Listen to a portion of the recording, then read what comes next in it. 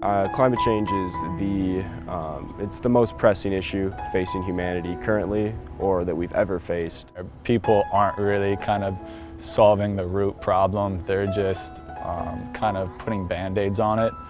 And kind of that being said, you know, when people are like, oh yeah, science is going to save us, it's like, why don't you change your individual actions instead and like start thinking with a different mindset where we can work with the earth instead of against it. I just wonder a lot about the weather actually, where I'm going to live, if I'm going to have to plan living so many meters inland from an ocean, for example, if I live on the coast because of sea level rise. Climate change has impacted me.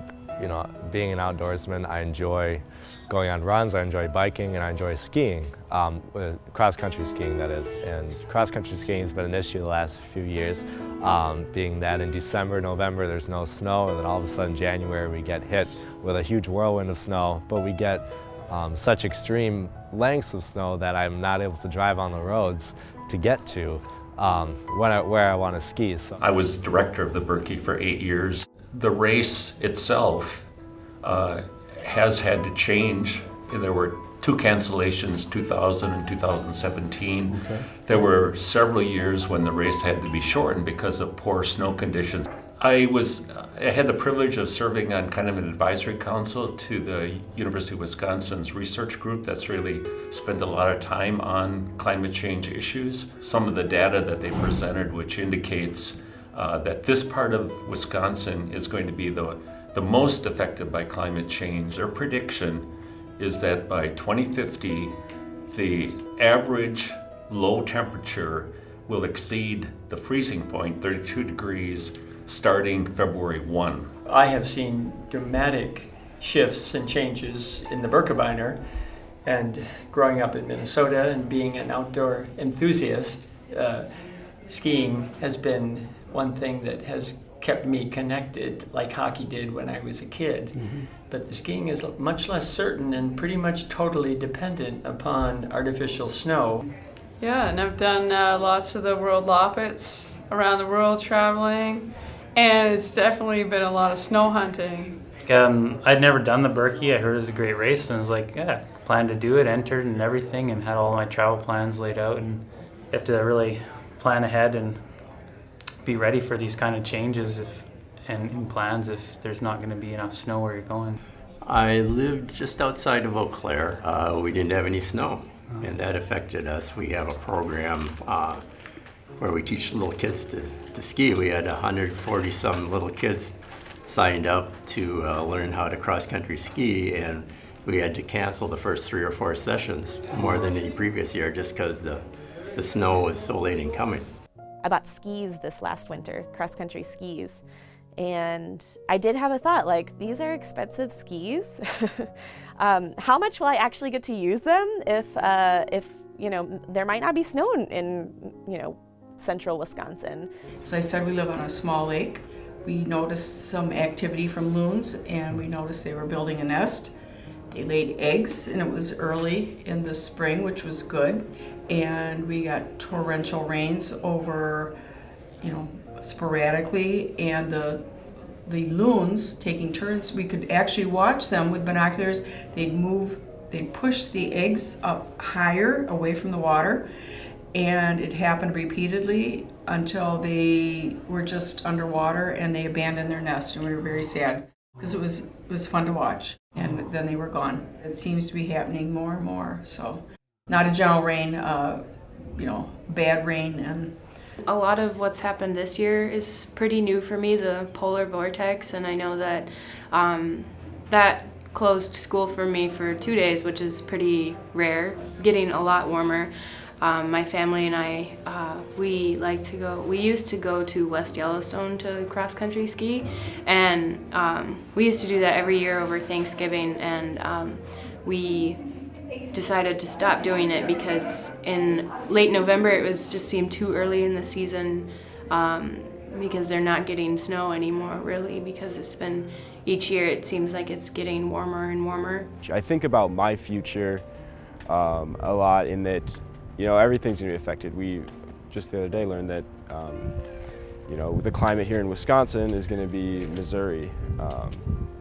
eventually. And I don't necessarily know if I'll live in Wisconsin, but I think that same thoughts of I don't want to live in the climate of Missouri. I like Wisconsin's climate. It's really set me on this path throughout my life of imagining my future and making these assumptions about what it might be, and then kind of flipping back to like, oh, climate change is real, and I can't make those assumptions about what my future is going to be like. When kids look at the future of the planet and hear the reports, it's a dire situation, and it's easy to lose your hope for the future. I think as a young person, my generation's going to see a lot more of the changes start affecting us daily. I definitely notice the heavy rainfall, the heavy snowfall events we've had recently in Wisconsin. It makes me feel a little bit afraid, just for the future, for my future, for future generations. I've definitely considered not having kids because of it. Our daughter was born about 6 years ago, and there's nothing like being a parent to get you to really reflect on the sort of world that you're leaving for your children. And I did some more research, and I found it was pretty alarming. We have 2 kids, and we've got a 3rd one on the way. It's definitely something that I keep thinking about or worry about. It scares me to the point where I don't really see a point right now of having kids, because they'll have to deal with the world that we created, which at this point is not going to be a good one. And it's not fair of me to pass it on to younger generations when they didn't have a say in what was going on at this time. I can't say that I haven't ever thought about, like, should I have children or not? Should I, having children puts carbon into our atmosphere, right? Like in a sense. But that's definitely something that I've thought about, and I've, talked to other people my age who have thought about the same thing. Well, our business is Anderson Maple Syrup, and we are located in Cumberland, Wisconsin, which is about an hour south of Hayward. And we've been in business for about 90 years, so that's where we notice it in the climate change in the trees a little bit. Over the years, my dad always talked about, the average start date, the first cooking would be around the 25th of March, and we'd be done by Easter. But the last 10, 15 years, there's been a lot of dates where we've started the 1st of March. So that the start date has moved quicker, has moved earlier. The other thing that we're getting is the seasons are much more temperamental. We generally have a lot of nice heating and cooling, and we need that to make the maple trees run. And those are fewer and farther between, and they aren't always as drastic. Or it'll get hot and it'll stay hot and won't cool down again. Fortunately for us, the industry has come along with a lot of good technology that's helped kind of overcome some of that. We employ 9 full-time employees at our place year-round. Well, it's all about the carbon footprint and anything that can be done to reduce the carbon footprint.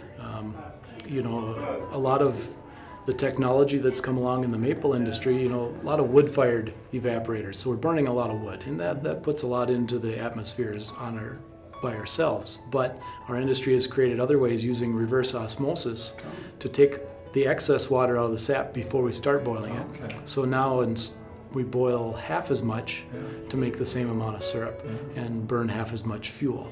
And there are other things out there that can increase that even more, but they're very expensive.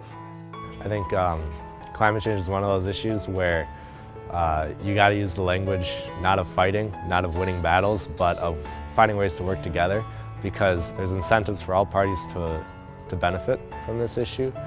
One thing that I'm seeing, especially in young people, there's real energy around addressing the ways that we can take action. But we need to start decarbonizing the economy and the transportation sector if we're going to achieve this 2050 goal, this half-century mark, or at least these 2030 goals that we're starting to see universities and cities pop up with. Because I know that if we can achieve them, it'll be a better future for myself and my children. The resolution is to be carbon-free by 2050, and to reduce all of these, to be sustainable as well at the same time. I got involved looking at the sustainability as a result of people from the city council, a couple of city council persons and a city staff person coming to me and saying, because of my background on environmental issues, they thought the county should get involved at the same time as the city was. They had already done the homework on this, and I felt that it certainly was an important thing to do as a county to look at it. I'm Kate Beaton. I serve on the Eau Claire City Council. In 2017, I got word that our country was being pulled from the Paris Climate Agreement, and that's really, you know, I had been concerned about climate change ever since I learned about it, since childhood. But that moment was really a breaking moment for me. You know, we are learning that we have 12 years to take action on climate change before it's, you know, some of these effects are irreversible. And to think that our federal government was, in fact, doing less than it already was really concerning for me. So I'm Jeremy Greigert. Live here in Eau Claire and serve on the City Council now. After the Sustainability Advisory Committee did more research, they decided that a commitment of 100% renewable energy and carbon neutrality by the year 2050 was the way of quantifying a commitment comparable and even more aggressive than the Paris Accord.